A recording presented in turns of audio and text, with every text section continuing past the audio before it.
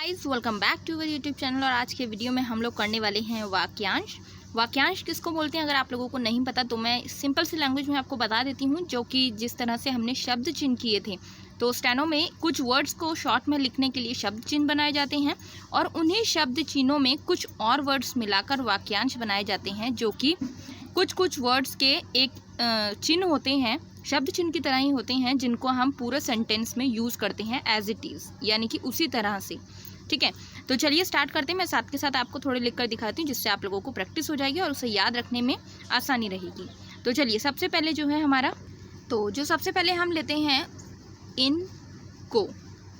अब इन को एक इस तरह से शब्द है, तो स्टेनो में वाक्यांश में किस तरह से लिखा जाएगा, ये इन और ये को, इन को।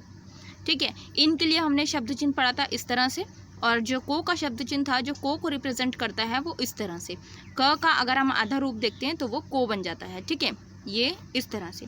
तो जब इन दो शब्द चिन्हों को मिलाकर एक वाक्य बनाया जा रहा है या फिर एक शब्द बनाया जा रहा है कह सकते हैं, तो उसको हम वाक्यांश कह देते हैं। ठीक है, तो इनको। उसके बाद क्या है, इन में। इन में, तो इन में के लिए अब इन का सेम नीचे, ये इन और ये में।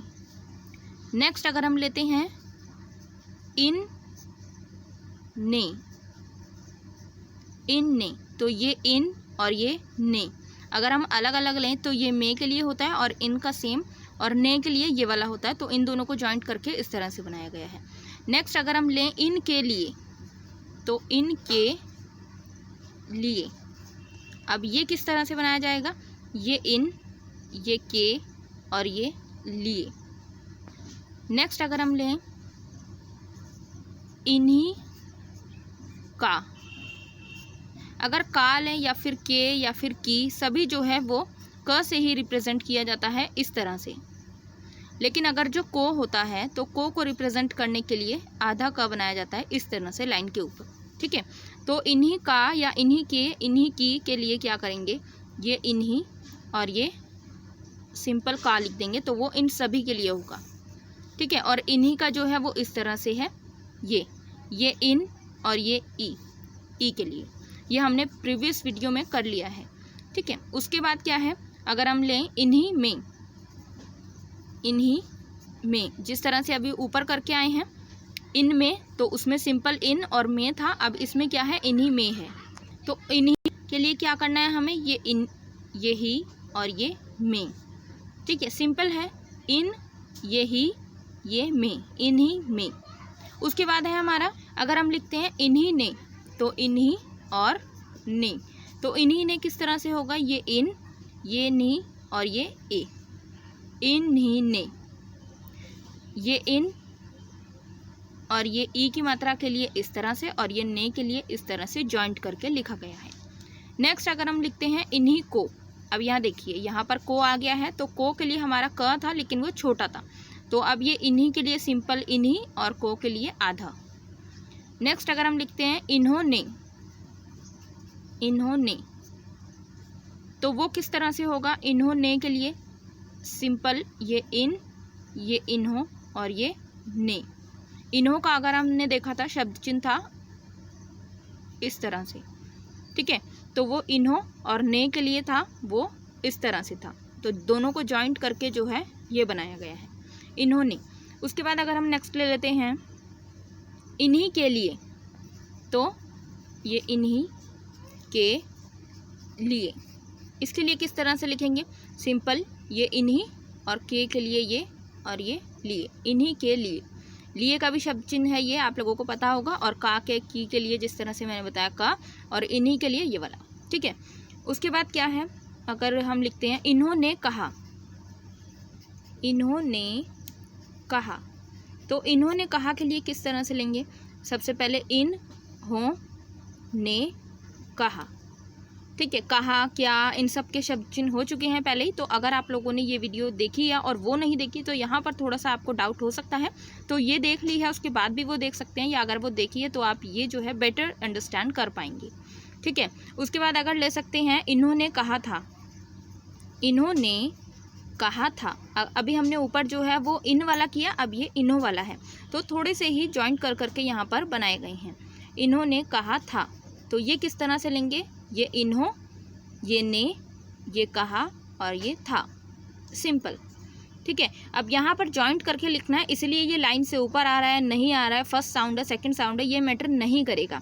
जिस तरह से अगर था है तो वो था लाइन पर टच नहीं होगा, ऊपर रहेगा, इस तरह से था फर्स्ट साउंड। लेकिन ये जो है यहाँ पर लाइन के नीचे आ रहा है, ये लाइन और ये नीचे आ रहा है, तो ये किस तरह से आ रहा है, क्योंकि हम साथ में लिख रहे हैं इन्होंने कहा था, इसीलिए। ठीक है, तो साथ के साथ लिखेंगे तो वो जहाँ पर भी एडजस्ट होता है हमने उसको कर देना है। उसके अलावा अगर हम थोड़े से और देख सकते हैं तो वो किस तरह से लिखे जाएंगे। अगर हमको लिखना है इन्होंने किया था, तो इन्होंने किया था। अब किया के लिए क्या है, सिंपल, जैसे कि बताया अभी, इन्होंने किया और ये था। कहा और किया के लिए सेम था, क्या फ़र्क था, एक लाइन के ऊपर था और एक लाइन पर था, दोनों क को ही बताते हैं, क से ही लिखे जाते हैं, लेकिन यहाँ पर लिख रहे हैं तो वो सिंपल इसी तरह से आएगा। अब डिफरेंस क्या है, किस तरह से आप दोनों में अंतर पता करेंगे, क्योंकि जब सेंटेंस में लिखा जाएगा तो किया की जगह किया ही पढ़ा जाएगा और कहा की जगह कहा ही पढ़ा जाएगा, लेकिन लिखने में दोनों सेम आएंगे, क्योंकि वो भी इसी तरह से था।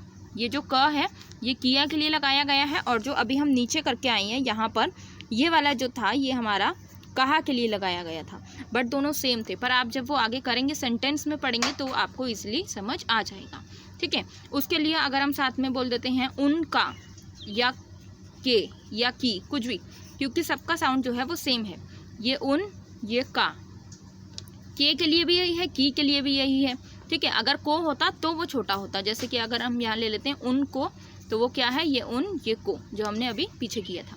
ठीक है, उसके लिए अगर यहाँ पर ले लेते हैं उनमें, तो अब उन के लिए क्या है, सिंपल, ये उन और ये में, उनमें। नेक्स्ट अगर हम ले लेते हैं उन के लिए, तो उन के लिए क्या होगा, ये उन, ये के और ये लिए। ठीक है, अगर हम ले लेते हैं इसके अलावा उनकी और, तो किस तरह से लेंगे, ये उनकी और, तो ये उन की और। अब क्या है, यहाँ पर शब्द चिन्ह था, जो किया और कहा होता है वो क से ही लिखा जाता है। ठीक है, लेकिन जो के और की था, इनके शब्द चिन्ह अलग थे, की का ये है और के का ये है।